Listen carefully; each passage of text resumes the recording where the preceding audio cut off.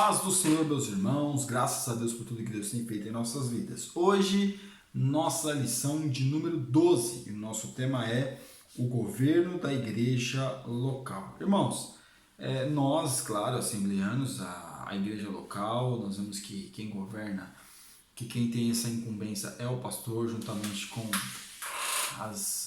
os irmãos que o auxiliam, com o pastor. Mas é importante nós entendermos essa questão de liderança. Nessa lição nós vamos entender acerca de alguns aspectos. No nosso texto do dia, que está em 1 Pedro, capítulo 5, versículo 2 e o 3, diz assim: apacentai o rebanho de Deus que está entre vós, sendo cuidado dele, não por força, mas voluntariamente, nem por torpe ganância, mas de ânimo pronto, nem como tendo domínio sobre a herança de Deus, mas servindo de exemplo ao rebanho. Então aquele que governa, ele tem que ser o exemplo. Aquele que, no caso, que conduz o rebanho, ele primeiro tem que ser o exemplo. O rebanho tem que ver o exemplo dele. Nós, claro, Deus faz essa referência acerca dos animais, nós não somos animais, porque animal é um ser irracional, nós somos seres irracionais. Então a gente tem essa mentalidade de, no caso, ver o comportamento do outro, para que a gente possa fazer o quê? Possa melhorar a nossa vida, claro. E o governo, aquele que governa, tem que ser o quê? O exemplo. Senão, como é que vai a sociedade? Por isso que muitas vezes nós questionamos, né? Ah, mas todo mundo rouba. Tem alguns que falam assim, todo mundo rouba, o governo rouba, os políticos todos eles roubam. Por que eu não posso fazer também? Você não pode, meus irmãos. A gente fica... Por isso que às vezes o país fica do jeito que está. Porque o governo, o próprio governo, aqueles que deveriam dar o exemplo, daí a mesma coisa se repete na igreja. Às vezes o pastor, que deveria ser o exemplo, não é. Mas aqui na nossa síntese, a igreja é o corpo de Cristo, toda autoridade e poder emanam dele. Quem é o dono da igreja é o próprio Cristo. Ele é o dono da igreja, o Senhor é o dono da igreja. Se algumas coisas acontecem, claro, meus irmãos, Deus permite, mas é o homem que decide. Uma das coisas, o homem acaba decidindo por errar, e Deus permite. A pessoa quer, Deus não vai brecar a pessoa, Deus vai dar oportunidade para a pessoa não fazer. Aqui no nosso texto bíblico, que está em 1 Coríntios capítulo 6, do versículo 4 ao 10, diz assim: então, se tiverdes negócio em juízo, pertencentes a esta vida, pondes na cadeira aos que são de menos estima na igreja. Para vos envergonhar, eu digo, não há, pois, entre vós sábios, nem mesmo um que possa julgar entre seus irmãos, mas o irmão vai ao juízo, a juízo com o irmão, e isso perante infiéis. Então, o apóstolo Paulo está colocando aqui que às vezes as pessoas tinham causa na justiça e levavam isso até o juízo, né? Ou seja, acabavam envergonhando o nome de Deus. Isso tem acontecido muito, meus irmãos. Infelizmente, não estou dizendo que a pessoa não tem que levar a juízo.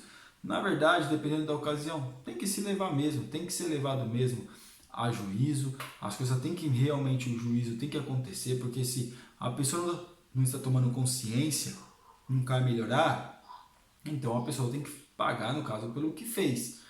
Se deve, tem que pagar. Se alguma coisa dessa natureza, a pessoa tem que o quê? Melhorar, porque a outra também não pode ficar no prejuízo. Mas o que o apóstolo Paulo está falando é levar coisas que poderiam ser resolvidas na igreja, na congregação, vamos dizer assim, poderia ser resolvido, e as pessoas não querem resolver, não querem tentar resolver ali, querem levar direto para o juízo. É isso que é o que eu entendo, né? Porque a pessoa tem todo o direito de levar para o juízo, mas o problema é que as pessoas estão levando para o juízo sem tentar resolver na congregação, sem tentar resolver de uma forma amigável. 1 Pedro capítulo 5, versículo 1 ao 4: aos presbíteros que estão entre vós, admoesto eu, que sou também presbítero com eles, e testemunho das aflições de Cristo, e participante da glória que se há de revelar. Apacentai o rebanho. Irmãos, o apóstolo Paulo, claro, se coloca também como um homem que apacentava mesmo, e falava: apacentai o rebanho. E de que forma que um pastor ele apacenta o rebanho? Dando atenção para o rebanho, dando atenção para aquelas pessoas. Então hoje, infelizmente, não está tendo essa atenção devida ao rebanho. Se preocupa com muita coisa, se preocupa com outras coisas, menos com o rebanho. Então veja que tudo em volta se preocupa com a cerca, se preocupa mais com a cerca, se preocupa com aquilo, mas o rebanho em si, o animal que está doente, o animal que está fraco, ninguém se preocupa. Então o pastor ele tem que conhecer o seu rebanho. Conhecer, porque quando o pastor conhece o rebanho, ele sabe, quando ele vai olhar para aquela ovelha, para aquele animal, ele sabe se o animal está doente, se está fraco, o que está acontecendo. Só o andar de andar vai saber se está manco, mas se não dá atenção para o rebanho, como vai conhecer alguma coisa?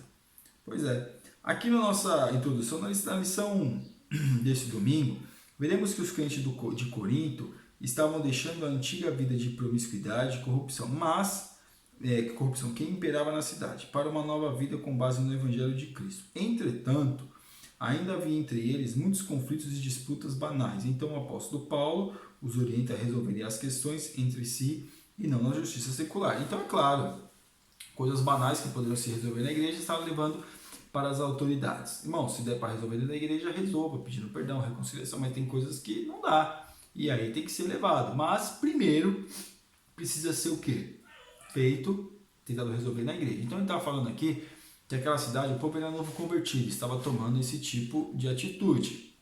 Claro, as pessoas que são novas convertidas, que não conhecem muito bem da liturgia, não conhecem da doutrina, às vezes a pessoa pode levar para esse extremo mesmo. Então, o apóstolo Paulo aqui estava colocando isso para quê? Para que as pessoas pudessem entender, olha, se tiver alguma coisa, resolveu com seu irmão acerca de salário, trabalhou e tal, procure resolver da forma amigável. Mas se não der para resolver da forma amigável, claro, aquela pessoa tem família, tem pessoas que tem que cuidar, também não pode ficar no prejuízo. Mas aqui também no tópico 1, na parte 1, o poder de julgamento da igreja local. Paulo propõe um modelo de conciliação de conflitos para a igreja local. A primeira epístola aos Coríntios apresenta uma série de conflitos como, por exemplo, divisões, dissensões e imoralidade. Irmãos, por isso o apóstolo exorta a viverem uma vida de santidade e não levarem as questões internas aos magistrados, pois os irmãos possuíam sabedoria e discernimento em Deus para tomarem a atitude correta e disciplinar os que pecaram, né? O Paulo aqui vai continuar. Paulo entendia que isso podia ser feito, claro, na congregação de uma melhor forma possível. Concordo plenamente. Tem que ser realmente, como eu estou dizendo, que tem que ser levado isso mesmo à justiça, no caso, tentar resolver, às vezes com o pastor ou através de alguma questão da igreja, mas tem coisas que, infelizmente, as pessoas buscam a justiça. O que o apóstolo Paulo fala, qualquer coisa que acontece, levar para a justiça, levar para resolver. Irmãos, o que a gente pode resolver na igreja, resolva. Porque aqui o apóstolo Paulo estava ensinando eles para ver como eles deveriam fazer. Olha, vocês têm discernimento, vocês têm sabedoria para lidar com isso. Por que vocês não procuram fazer essa reconciliação aqui dentro da igreja, ou no caso ali na igreja, do que levar isso para os magistrados? Vamos resolver isso aqui para que não venha se tornar um escândalo. As pessoas, você é crente por causa disso? Então o apóstolo Paulo estava colocando isso neles para que eles pudessem entender. Parte 2. O universo jurídico romano e a organização da igreja local. Paulo deixa claro que no universo jurídico romano a prática da injustiça era comum. As decisões eram tomadas com o objetivo de favorecer os patronos ricos que eles o dominavam como poderosos. Oh, meus irmãos, isso até hoje existe. Isso que está bem calor, por isso eu estou até com a mesa aberta. Isso até hoje, infelizmente, quem pode mais, chora menos, como diz o ditado, né? Então, claro, meus irmãos, se for para ler, eu já vi isso. Vai levar uma questão para a igreja, pro ministério, o homem que é o rico da igreja e o outro que é o pobre, mesmo que os dois forem pastor, a corda vai estourar para que lado você acha? Claro que é para o pobre, irmãos. O rico tá tudo certo. E aqui era o que acontecia na questão romana, né? Na questão romana ali, na forma de Roma julgar, era assim, e acontece dentro da igreja. Mas isso não é para acontecer. O apóstolo Paulo estava ensinando que isso não é para acontecer dentro da igreja. Todos têm o mesmo direito. A igreja é formada por pessoas. E claro, as pessoas têm poderes aquisitivos, mas para todos tem que ser a mesma coisa. A justiça, a lei tem que servir para todos. Quem está errado, mesmo que é o bilionário da igreja, está errado. E quem está certo, se for o pobrezinho, está certo. Então, claro, as coisas acontecem de uma forma que não é desse jeito. As coisas acontecem o quê? Quem tem mais, quem tem menos, e quem tem mais vai ter mais privilégio do que aqueles que têm menos. Infelizmente, assim, irmão, mas você está falando isso e não é desse jeito, não. A justiça é justiça. A justiça de Deus, ninguém passa. Mas, infelizmente, a justiça do homem, ela é muito, muito falha, principalmente nessa questão. Aqui no 3, aqui, o poder de julgamento da igreja estava condicionado à prática da justiça. Se havia conflitos e disputas a serem levadas a julgamento, era porque alguns membros continuavam tirando vantagem dos próprios irmãos da igreja. Irmãos, claro, as pessoas estão pisando na bola, vamos dizer assim, dentro da igreja, então tinha que ser resolvido de alguma forma. E a única forma que eles conheciam era essa, mas o apóstolo Paulo estava ensinando o quê? Que não tem só essa forma, tem outras formas de resolver uma situação. E é isso que o apóstolo Paulo estava querendo com que eles estavam querendo que eles entendessem, para que não viessem fazer nenhuma bobagem. Então o apóstolo Paulo ensinando eles da forma que deveriam fazer. Por quê? O julgamento da igreja tem que ser um julgamento justo. Hoje, claro, infelizmente não é, mas o julgamento deveria ser um julgamento justo. O apóstolo Paulo estava ensinando a eles que dentro da igreja deveria o quê? Ser um julgamento justo. Quem é culpado é culpado. Quem é absolvido, quem está absolvido, está absolvido. Quem está culpado é culpado. Quem está sem culpa, está sem culpa. É assim que funciona. Mas nem na prática, muitas vezes, não é assim. Na teoria deveria ser assim, mas na prática nós sabemos que não é. Infelizmente, não é desse jeito. Então, o apóstolo Paulo estava ensinando a eles a fazer o quê? Desse jeito. No tópico 2, o poder institucional na igreja local. Quem eram os destinatários da primeira epístola de Pedro? Eram os estrangeiros dispersos nas províncias romanas da Ásia Menor. Pessoas marginalizadas, a maioria era estrangeira, destituída dos direitos de cidadania.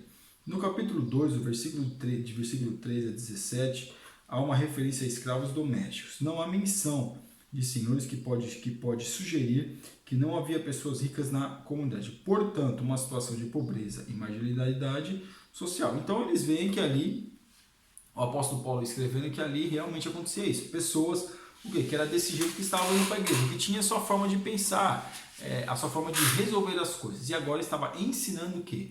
A fazerem diferente. Você não pode... lá fora tá desse jeito, quando você não era crente, agora você é crente, é do mesmo jeito. Pera lá, vamos tentar resolver de uma outra forma. E outra, existe um pastor que está conduzindo o rebanho, ele tem que conhecer as suas ovelhas. Então, de uma certa forma, nós entendemos o quê? Que nós temos que ser o quê? Inteligentes e perceptíveis, pessoas que tenham discernimento. Por quê? Porque vai existir pessoas de várias situações, de várias questões que vão ir para a igreja. Agora, cabe a nós fazermos o quê? Termos, não que a gente vai julgar, pode, não pode, não é isso, irmãos. Eu estou falando, a lição está levando o quê? Causas judiciais, questões que um trabalha para o outro e o outro não paga o salário justo, ou o salário justo não paga, a pessoa sai do trabalho, não paga aquilo que ele tem que receber, os seus direitos. A pessoa empresta o dinheiro, depois vai cobrar e a outra não quer pagar. Faz isso, faz aquilo. Então eram várias situações ali que acabava prejudicando. Então, nós vemos o quê? Que tudo isso é que o povo tem o quê? Discernimento para poder agir da forma correta, que as coisas não é assim do jeito que a gente imagina. O sofrimento imposto pelo poder imperial como tema principal da epístola. A primeira epístola de Pedro tem o propósito de encorajar a perseverança na fé, mesmo diante das adversidades e perseguições, tendo como referência o sofrimento de Cristo.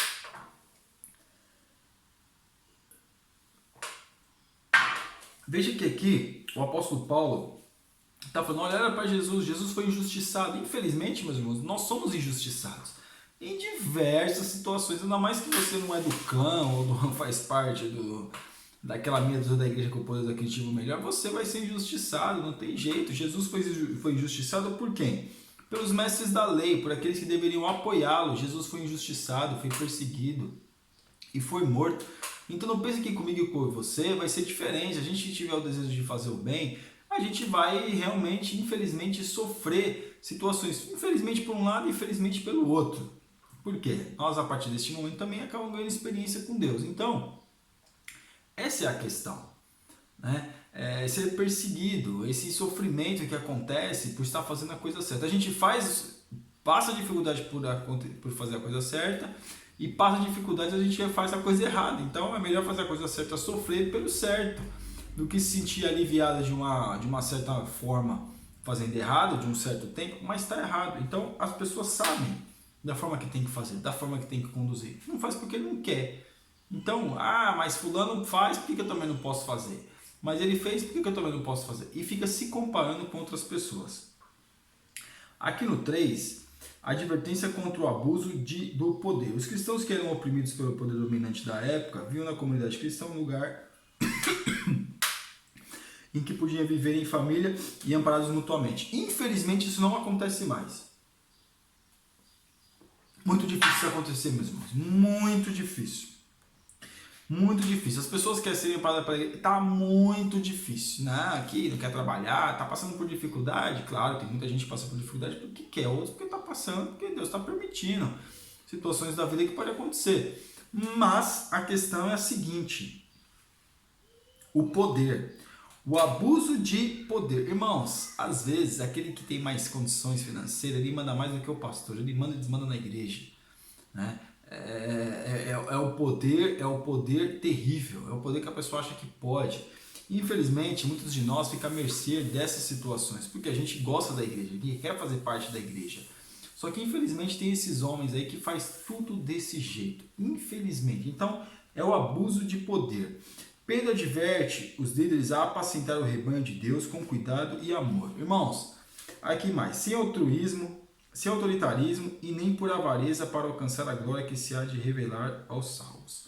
Sem autoritarismo, sem achar que o rebanho não é dele, o rebanho é de Deus. Ele está ali só para administrar aquilo que Deus colocou, ele não é dono de ninguém. Deus é o dono de todos nós. Então veja, para a gente ter uma ideia, que claro, a gente tem que discernir, nós temos que raciocinar, nós somos seres racionais.